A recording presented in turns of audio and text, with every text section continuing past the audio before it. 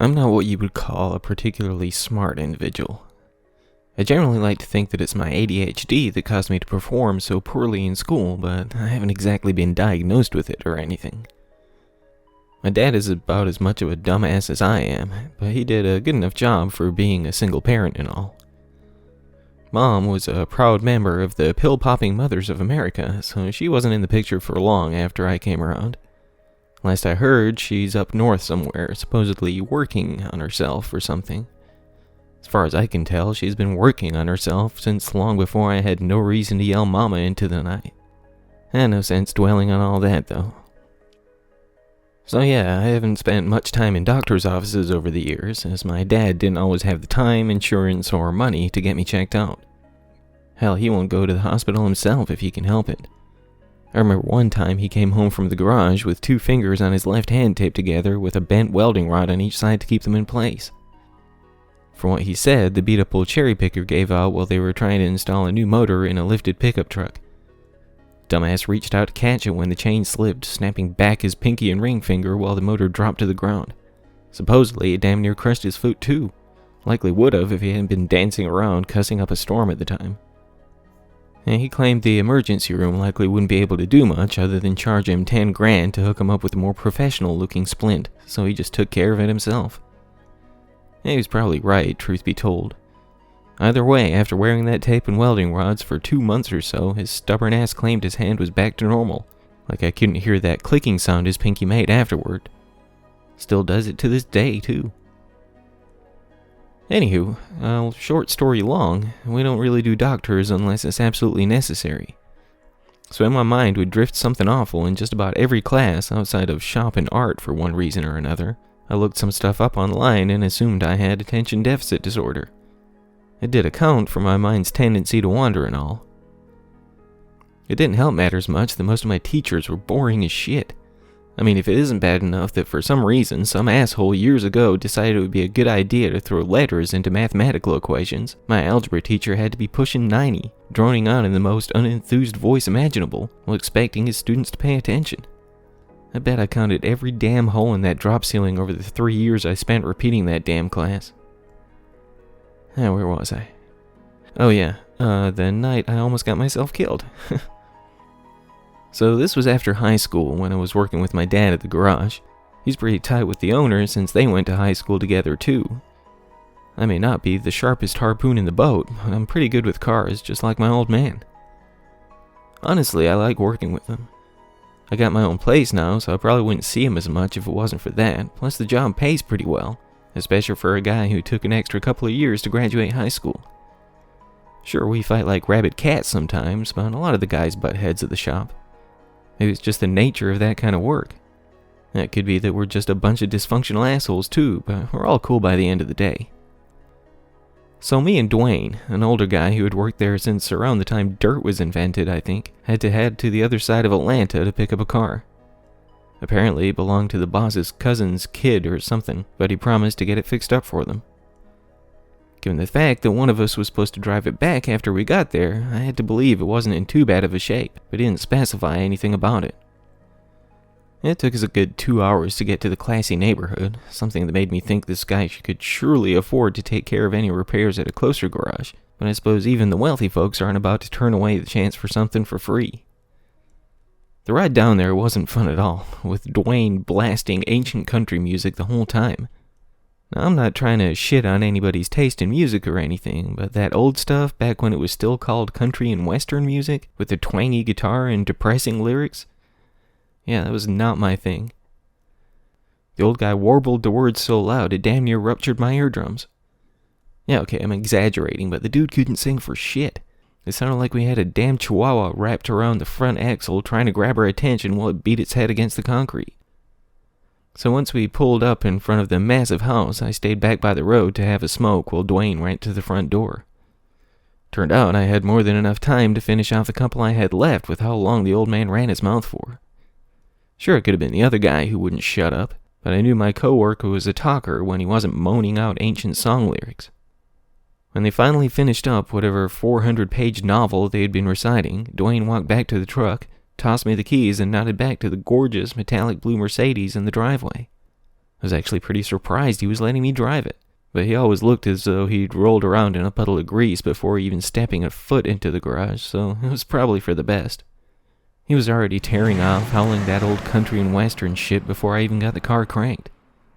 I suppose that was when I likely should have had the common sense to call him real quick before he got too far ahead of me. As I pulled out of the neighborhood I could never even hope to be able to afford in, it hit me that I had not paid the slightest bit of attention on the way there. While my driver tortured the lyrics to every god-awful song, I just played mindless game on my cell phone, not so much as taking note of the first road or street sign. Still, regardless of the fact that I had no idea where I was at the time, other than it being somewhere on the other side of Atlanta, I knew I could allow the GPS on my phone to take the wheel. For those first 10 minutes or so, everything was going great. I managed to keep my thoughts focused enough to pay attention to the computerized voice guiding the path ahead. Naturally, it was right as my phone led me to some back road in the middle of the Georgia boonies that the damn thing died. Maybe if I thought to charge it before heading out, I wouldn't have drained the battery trying to entertain myself while Dwayne warbled his songs. Hell, if I'd even brought my charger with me, it would have been something, but the owner of the car I was trying to get back to the shop had made sure to clean the damn thing out, not so much as leaving an old stick of chewing gum in the glove compartment. Being surrounded by nothing even remotely familiar to my eyes, I took off again, this time in search of a gas station.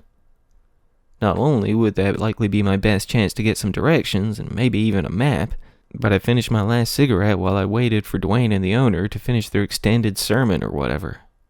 I wasn't about to light up in this classy car or anything, even if I did pick up the scent of smoke in the upholstery, but getting myself lost had most certainly caused me a craving or four. I was still verbally kicking my ass for not paying attention on the ride when I pulled into some old gas station and bait shop combo. The whole place smelled like 2-week-old roadkill, but I breathed through my mouth for long enough to grab a fresh drink, snatch up a map, and ask for a fresh pack of smokes. The old guy behind the counter looked like he hadn't bathed or done laundry since Easter, had about 5 teeth in his mouth and maybe 14 hairs in all, each one pasted across the top of his scalp in the worst attempt at a comb-over I'd ever seen. "Would you happen to know how to get to the interstate from here?" I asked, likely sounding nasal as hell with my nostrils blocking the stench of the place. "Yeah," he replied, wearing a wide smile that revealed I may have been overestimating the number of teeth after all. "What you want to do is take a right, follow that road for a good 7 miles, and around that time you should come across a red barn." I think I have that same shirt, I thought with my eyes drifting from his mouth to the stained button-up. Think you may have misaligned a couple of those buttons, bucko. Did you really try to slip that center button into 2 slots? Is it this place that smells like shit, or you? Why am I being such an asshole?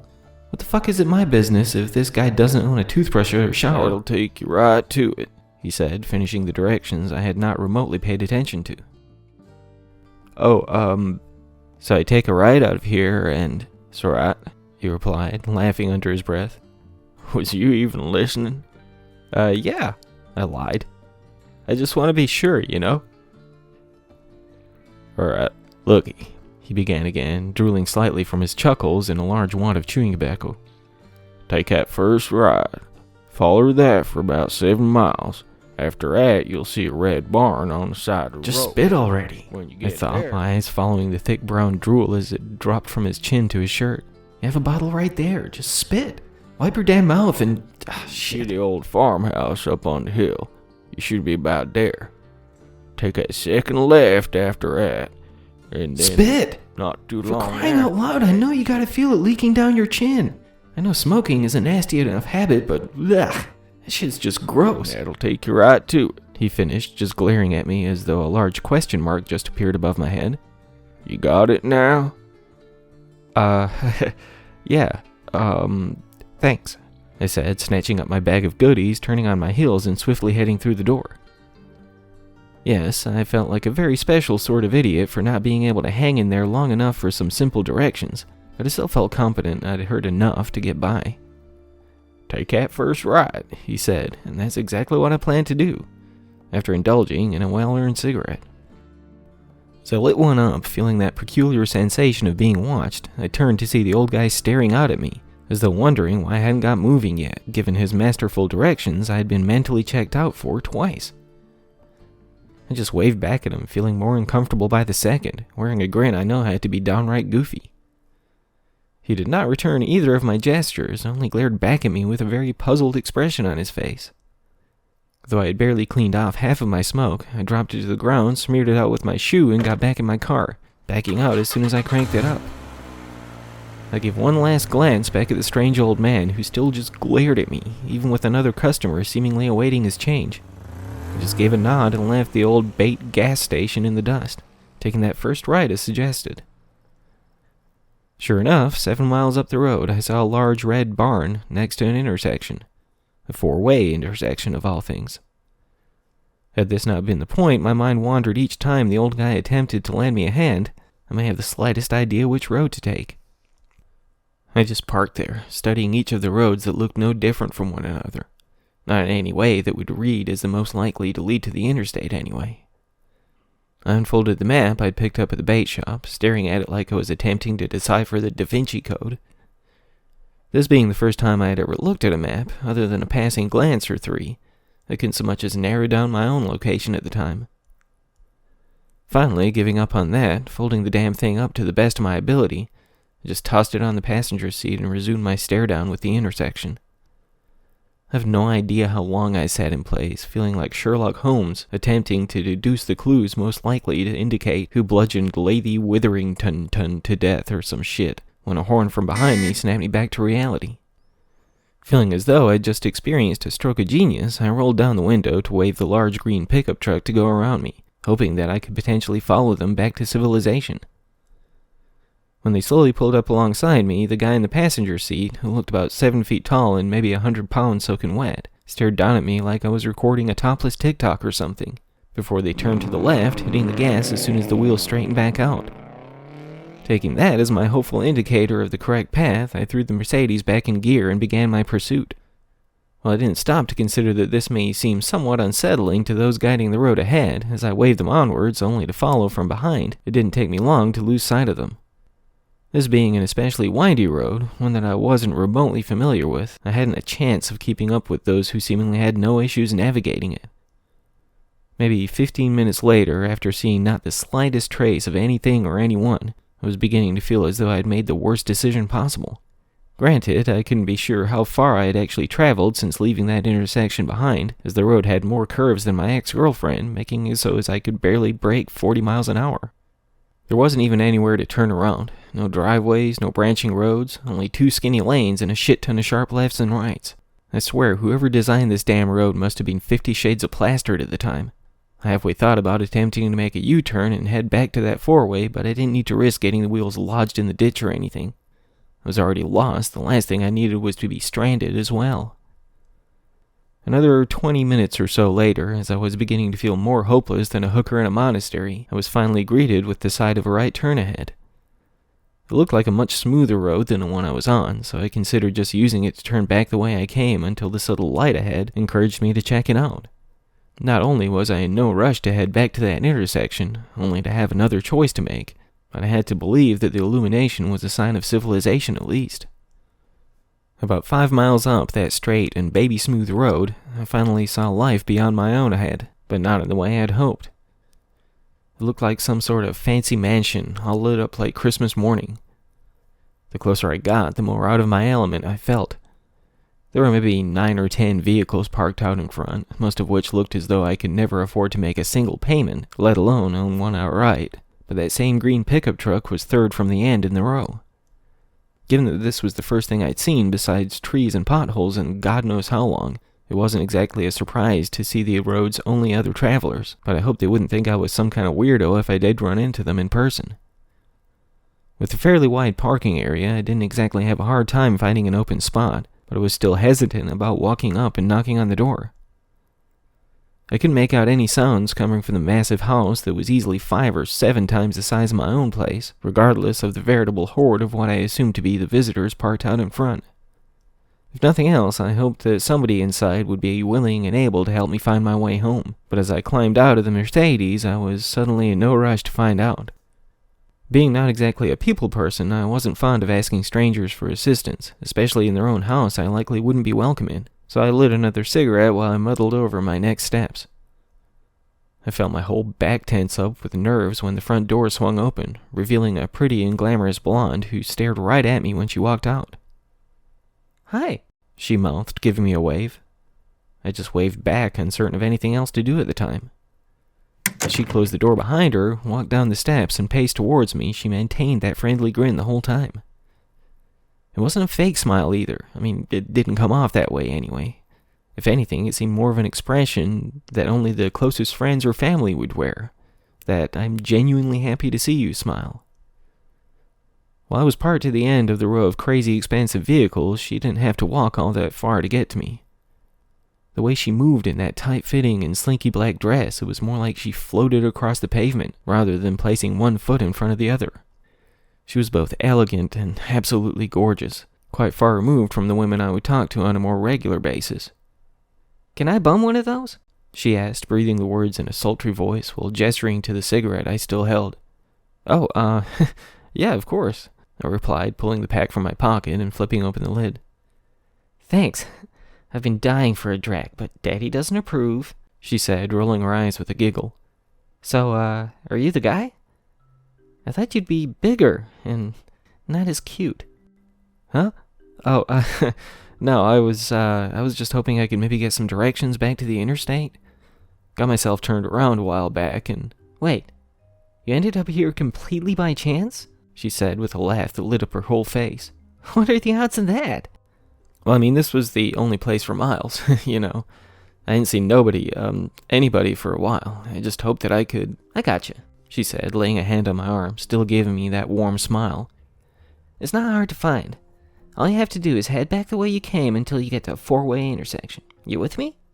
"Yeah, I think that's where I got mixed up, to be honest." "Okay, so when you get there, take that left. Follow that for about another 4 or 5 miles. I could barely believe how glamorous this woman was. She looked maybe a few years older than me, which could have easily been just the effect of her makeup and perfectly styled shoulder-length hair. But she was still, like, movie star hot, you know?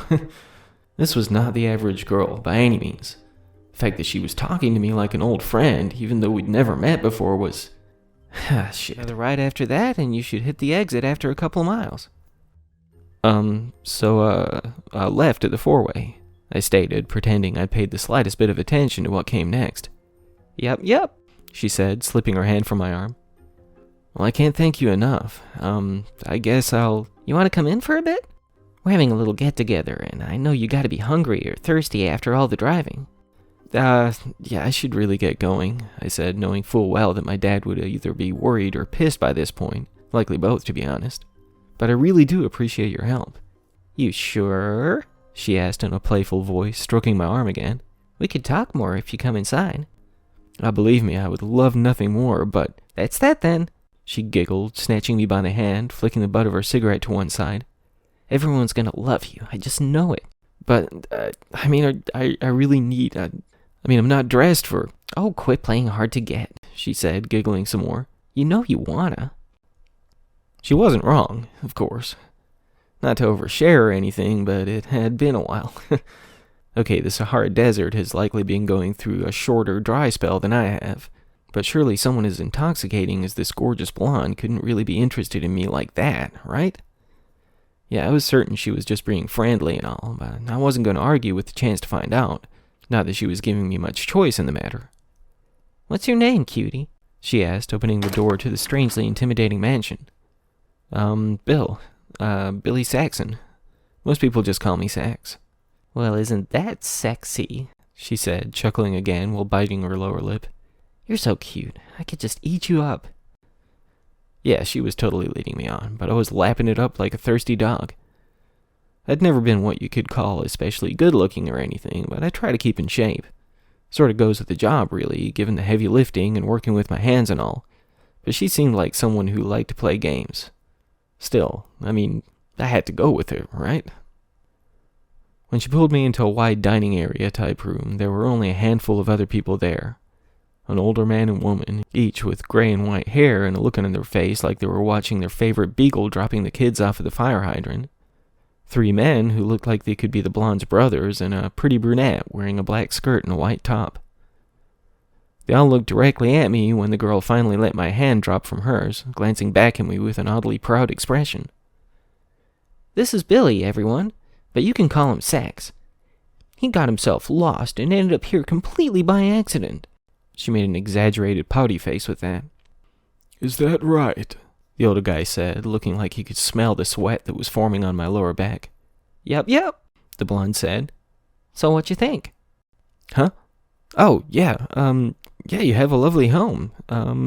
Selena," she replied, cupping her hand beneath my chin. "Salina." She pulled open my mouth with each syllable, flapping her own open and shut to mimic how I must have looked to her. "Oh, do stop that, Lena," the thinner of the well-dressed men said. "Oh, come on, I'm just having a little fun." "Well, I'm certain you're making him feel all kinds of uncomfortable." While they bantered back and forth, I just gazed around the large room, attempting not to notice the especially judgy eyes of the older couple. Seeing them as her folks, I was reminded that my dad would likely be getting pretty heated if I didn't show up soon. Hell, he was likely more worried about the car than me, to be honest. I'm not trying to sound like a dick or anything, but work comes first, and I was on a job at the time. We'd always been pretty close, my old man and me, but he was a working man through and through, and he expected the same of me. I just hoped that... Wait. What did he just say? "I'm not playing with my food, Charles," the blonde said, making exaggerated air quotes. "I'm just having fun. You should try it sometime." What? I asked right before something jabbed into my neck, causing the lights to dim before me almost immediately. "Nighty-night, sexy boy," was the last thing I heard before hitting the floor. When I woke up, or when I was forced back to awareness by some guy jerking my shoulder so hard I thought I may suffer from late-stage shaken baby syndrome, I couldn't see much of anything. From what I could make out, I was in some sort of large cage with two other captives, one of which being the guy who shook me awake from whatever our host had stuck me with. Once my eyes adjusted to the darkness, while I still felt pretty loopy from the drugs, I saw the tall and skinny guy who had rode shotgun in the green truck that halfway led me here. The other man, who I assumed to be the one in the driver's seat, was not as tall but twice as stocky. They both had similar features, the same freckled face and light red hair, patchy beard stubble, and wide noses, so when they introduced themselves as the Hodge brothers, I wasn't exactly surprised. "I'm Earl," the slender guy said in a surprisingly deep voice. "This is Bert." Billy, I replied, still feeling out of it. "What the hell is this?" "I don't know," the big guy said in a surprisingly gentle and almost squeaky tone, "but I'm sure it ain't nothing good." "Yeah, we come out here to pick up a couch they had for sale. Turns out there wasn't no sofa, just a damn cell," Earl said with a sigh. "Hell, I ended up here by accident. Got turned around, you know." "You was the one at the four-way," Bert said. "Thought you was high or something. Thought you was following us, too, after you come out after us." Yeah, I'm sorry about that," I said with a slightly embarrassed chuckle. "Wished I'd just rolled the dice on one of the other roads now." "Wish Daddy hadn't puked all over our couch, too," Earl said, shaking his head. "Couldn't get that smell out for shit. Figured the one we come out here for was too good for the money they was asking. $50 for a full-on sectional. Should've known it was too good to... Oh, shit." He got his words short when a door opened, shedding light on the otherwise darkened room. It was almost blinding at first, even though it looked as though it came from the top of a staircase, some 10 or 15 feet away. When heavy feet began to stomp down to the level we were on, I felt my stomach lurch from the fear of whatever they had in store for us. I just stared at the glow silhouetting the group who strolled down as casually as they were fetching a bottle from the wine cellar. My heart was jackhammering with the hope of finding a way out of this seeming incredibly more unlikely by the second. One thing was for certain, though. Whatever this batshit crazy family had planned for us, we were about to find out. Selena walked behind the three men in neatly tailored suits, seemingly having left their folks and other sister upstairs. Whether or not they were involved with whatever was going on here didn't much matter to me at the time. The blonde still looked as happy and carefree as she did before, as though she were just about to pet her new fluffy puppy, rather than touching base with her prisoners. "Let us go, you some bitches," Bert said as soon as they came into view. "Y'all ain't got no right to keep us like this." "And what rights have you?" the self-important looking guy with the slicked back dark hair and glasses asked. "What's that supposed to mean?" Earl snapped. The taller of the four, with spiky brown hair, strolled casually up to the bars, raising his head to be able to continue looking down his upturned pointy nose at us. You three are the dregs of this world, buddy boy. All three of you. Hey! I barked, having nothing else prepared to add to that. All you do is drink and fuck. And eat and fuck. Pop your little pills and fuck. Spilling your seed wherever it may land. Spreading your stain every time you... You're the fucking dregs, you damn uppity douche balloon, I thought. That's what I should have said. Yeah, you pompous little ratty-haired prick in your fancy suit and stuck-up pointy nose. Ugh. Couldn't stand these sorts of holier-than-thou assholes who think they rule the damn world. Yeah, sure, they got all the money and business sense and all that shit, but what else? Bet they wouldn't even know how to change a transmission on their high-priced, panty-dropping cars. Speaking of which, was it wrong that I still kept eyeballing the blonde? Sure, she had most definitely been leading me on to get me in her house and all, but man, she looked good in that painted-on dress. Damn it, what the hell was I thinking? What are you gonna do, ask her out for a cheap-ass beer when she gets done eating your liver with some fava beans and a nice Chianti? Wait, did I hear that right? You're gonna what? Earl asked. We are going to dine on you, snooty-looking slick-back hair guy said, mockingly slowly. Y'all some sick motherfuckers, Bert said, shaking his head in apparent denial.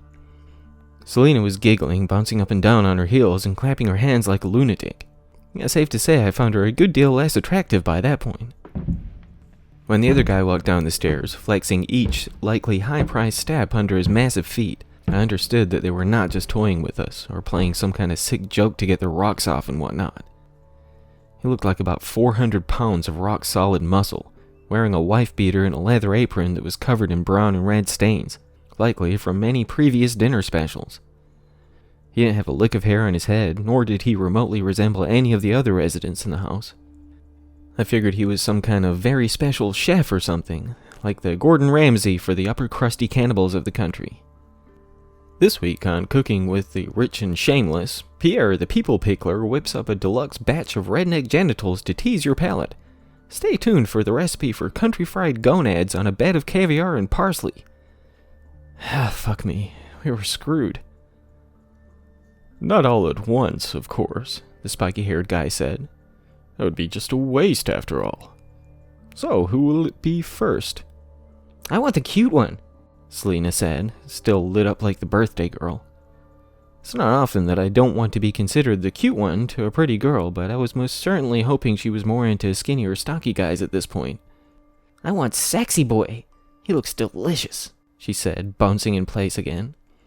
While I attempted to take the sentiment and flattery in a more positive way than her having a craving for what she may consider the more adorable set of kidneys between the three of her captives, I wasn't exactly giddy about it.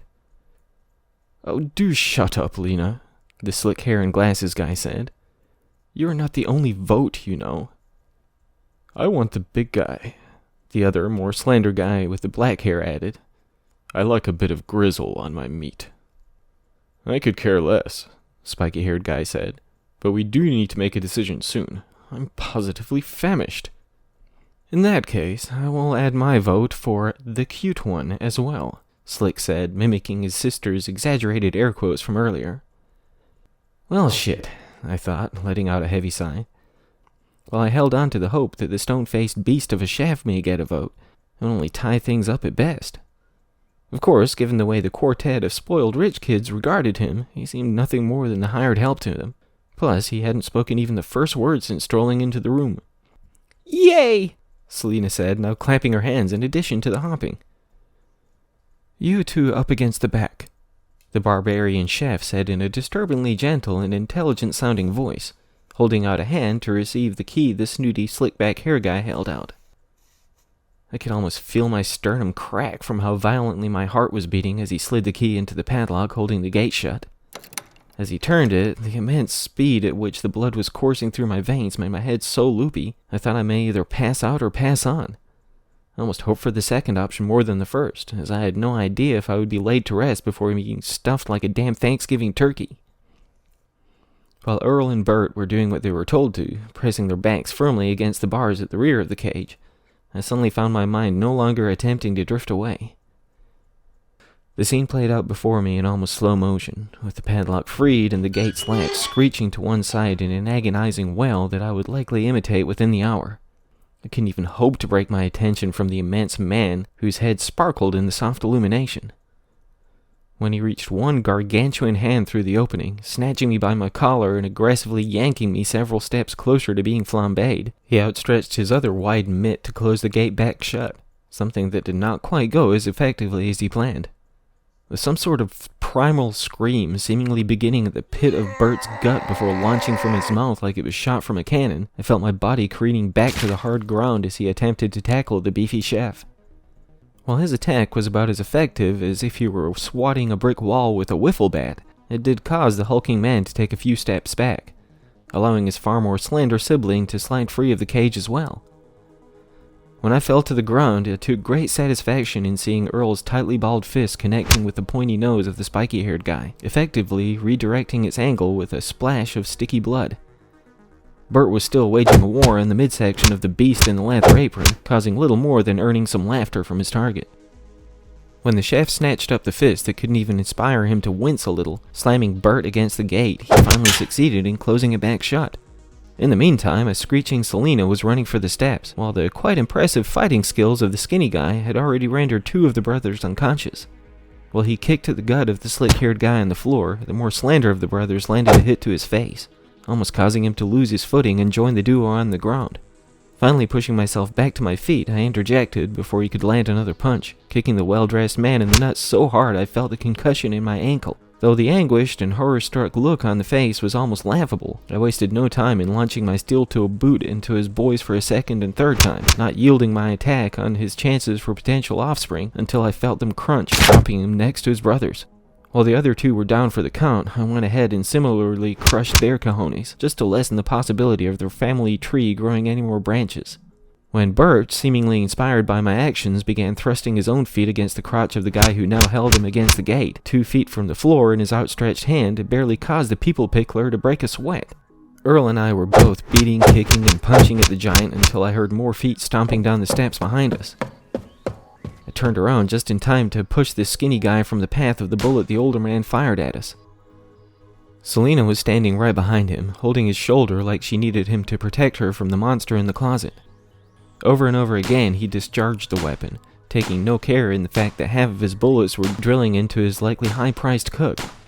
Again, the large man barely reacted to the multiple wounds leaking fluids from his back, tossing Bert to one side like a rag doll, before turning to face the old man with the rifle still trained on him. "Do you mind?" he said in that soft and somewhat aggravated voice, in what sounded to be an upper-class English accent. "Oh," the old gent said, wearing a sheepish and slightly ashamed grin. My apologies." With this moment of distraction, Earl and I slid to his brother before we shuffled off to the right side of the room, desperately in search of some sort of exit. While we did find a door, one that was unlocked from that matter, what we found within the contents of the room was no salvation, but a possible nail in our respective coffins, with a shovel to boot. Though the tools this area of the house held were not quite so literal in the 6 feet under analogy, the razor-sharp looking blades of the extravagantly designed utensils were very likely what the big guy planned to use to prepare the feast for his employers. The hospital-style bed in the center of the room, layered in the same plastic that lined the floor and walls, was the only thing blocking our path to the selection of potential weaponry. Without a word, though I had plenty come to mind as we glared slack-jawed at the rack of knives and power tools, we gave a glance at one another before sprinting around the bed towards the display, each of us claiming a weapon for the inevitable showdown.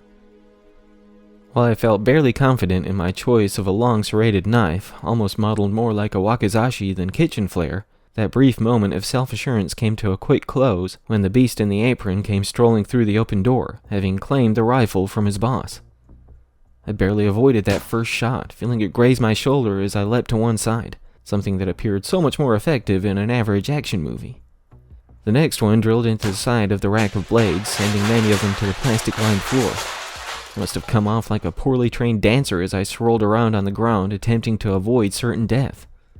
While my would-be executioner seemed so focused on me at the time, he had seemingly missed the surprisingly stealthy maneuvering of the stockier of the Hodge brothers.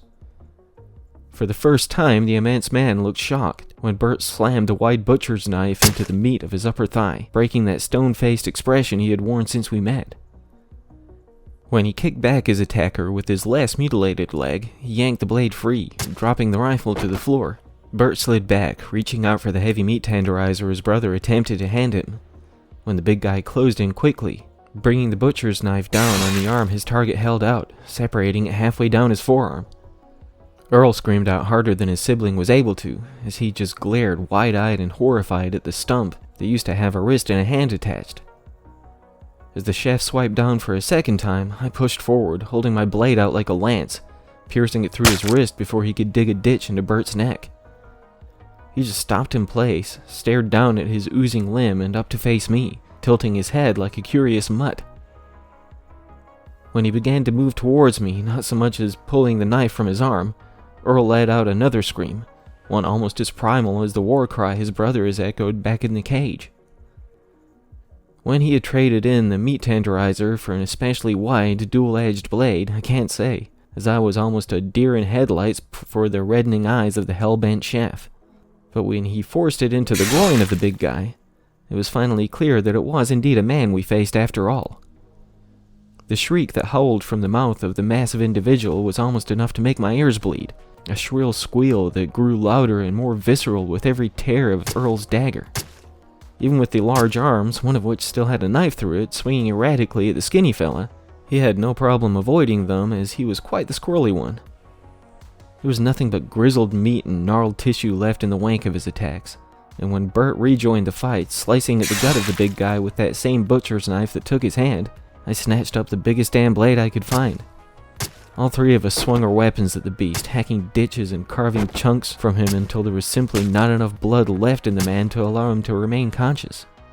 When he dropped to the floor, I almost felt like a lumberjack having toppled an enormous tree, rather than some poor bastard who had to resort to such madness to survive. Once we were certain he would not be getting back up, I pulled off my belt to attempt to slow the fluids oozing from Bert.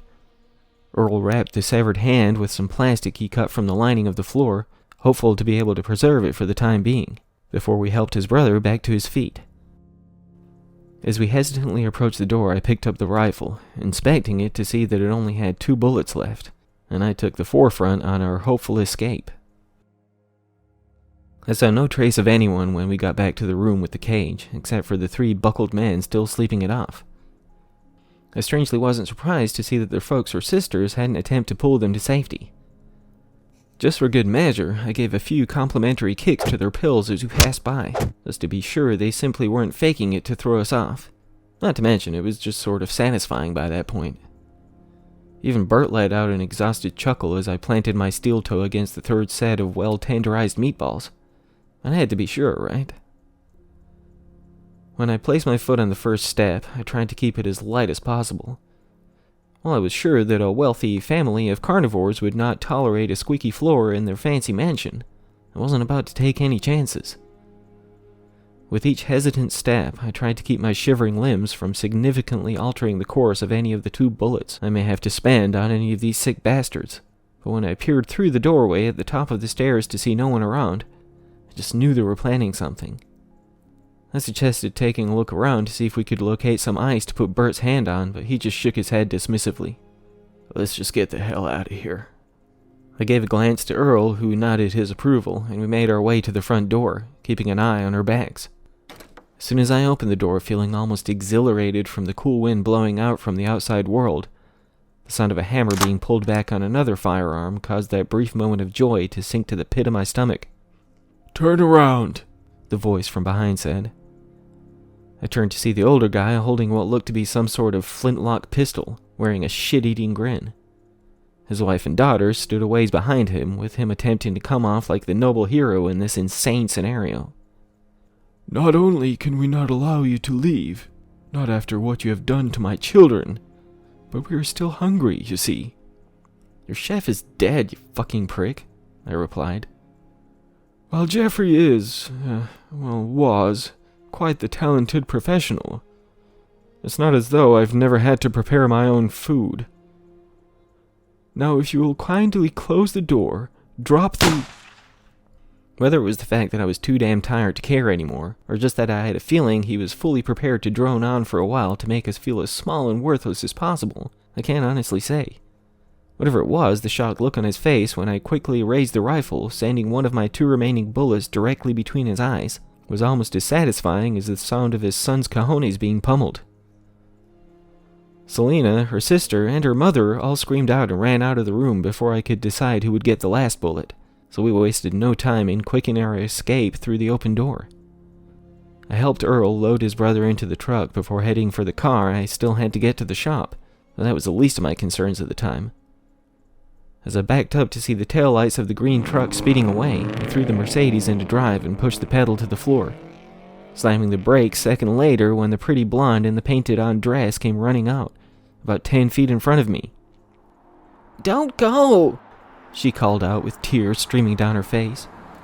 Please, just... I was so focused on her, or I suppose whether or not I should risk damage to the fancy car by slamming the front end against her, that I didn't even notice the taillight speeding back towards me. When the bed of the truck collided with her slender frame, she dropped to the ground like a sack of potatoes. Earl pulled back beside me, where I was parked with my foot still on the brake pedal. Bert said we should wait for you, on account of you were getting lost before. Good thing we did, it looks like. When Selena slowly lifted herself back to her trembling legs, the large green truck sped forward again, this time leaving her in a state she was far less likely to come back from. I watched her body tumble and crunch under the wheels of the heavy 4x4 before the brake lights lit up once more. Just follow me, Earl yelled, hanging out of the driver's side window. Gonna be gunning it, so try to keep up. Giving one more look at the broken blonde to see her not so much as twitching anymore, my guide headed back up the baby-smooth, elongated driveway with me in tow. I made sure to swerve around what remained of the pretty girl who could just eat me up, and sped away from the home of the rich and cannibalistic. I made sure to keep as close to the large truck as I could this time, focusing my mind more than I ever had been capable of before. While it did attempt to drift on occasion, especially given all the new grotesque and messed up imagery of this crazy night, I managed to swipe it to the side like thumbing through applications on my dead phone. While I had no idea where that phone was currently located, as it was no longer sitting on the passenger seat where I left it, it was also the least of my concerns at the time. Against all odds, we had survived, and that alone was enough to keep my eyes on the road, as well as the heavy vehicle guiding my path to freedom. When we reached the nearest hospital, I placed a call to the police, while the doctor took Bert back to see what they could do for him. All 3 of us would have some questions to answer after they checked out the mansion I directed them to, but they couldn't deny that the story we told matched the evidence. Unfortunately, the mother, her 3 sons, and only living daughter had vacated the area by the time the cops got there. Plus, there was apparently no trace of the blonde either. They found the old man and the beast of a chef, along with a large freezer filled with the remains of those not as fortunate as the Hodge boys and I. While I was informed about some of their findings, I could only be permitted so much information on the case, but they thought it unlikely I had anything further to worry about after all was said and done. The doctors actually managed to save Bert's arm, and I'm so thankful for that, as is his brother. If it wasn't for those 2, whatever was left of me would likely have been flushed down a fancy toilet by now, and I owe them so much for that. We still keep in touch, the 3 of us. The stocky guy still has a lot of physical therapy ahead of him, but he says it's a small price to pay, all things considered. When I finally made it back to the garage, my dad was beside himself with worry. I'd never seen him like that before, so I honestly had no idea how to react. He was almost in tears after I told him what happened, while Dwayne listened on, shaking his head from side to side. Yeah, he made fun of me for getting lost. As it turned out, it was a good 30 miles in the opposite direction of where I needed to be, but I could tell he felt bad about it. It wasn't his fault, of course. I have nobody to blame but myself and my wandering mind, as well as the insane family who wanted all of my tasty morsels for themselves. I've been trying to work on my attention deficit issues, even finally got my ass to a doctor. Turns out I was dead on balls accurate with my self-diagnosis, but I can't tell if the meds he put me on are helping just yet. I did manage to type all of this out though, so that's not for nothing. It's been a little over 6 months since that batshit crazy night, and I truly thought it was over. Those first few weeks, I kept looking over my shoulder like a crackhead at the policeman's ball, but I got back into a stride after a while, barely even thinking about those sickos. It wasn't until a few days back, while I was washing up before heading home for the night, when I heard someone call from outside the garage door. I always get a bit pissed off when somebody shows up right as we're closing up for the night, but when I peeked out to see my dad already talking to the woman, I ducked back into the bathroom until I heard him tell them it'd be a few days until he could get to whatever it was they wanted. When I walked back out to see blonde hair blowing in the wind as the fancy-looking woman climbed into the back of their pristine Escalade, I could barely force my legs to move. When my dad was giving me the rundown of the conversation, one involving what could be a high-paying job, I found myself unable to focus on his words. My eyes and mind were glued to the woman who rolled down the window to give a friendly wave as the SUV pulled parallel to the door. "See you soon, sexy boy," Selena called out, blowing me a kiss before they pulled back out into the road and drove out of sight. "I think she likes you, kid," my dad said with a chuckle. "Yeah," I replied, just gazing at where the vehicle was parked only seconds before, on a buttered roll with a side of French fries. It was very possible that it was just the other sister I hadn't paid much attention to, having dyed her hair to throw me off. I think that it really was Selena. If that's the case, I have no idea how she could have survived what the Hodge boys' truck did to her. There ain't much money can't buy, I suppose. If you know where to look, of course. Either way, I'm seriously considering getting the hell out of town. The cops assured me they were going to keep a close eye on the shop and the house, but they can't be with me every second. I called Earl to let him know what's up, so he and Bert are going to make themselves scarce for a bit. Dad and I are going to be armed and on guard until this whole thing is resolved. But hey, maybe they do just need some work done on the fancy cars. Yeah, that's about as likely as Peter the People Pickler making babies at this point. But they gotta know that the police are onto them. Maybe they just wanted to swing by and make me wonder, you know? Just keep me on edge and afraid.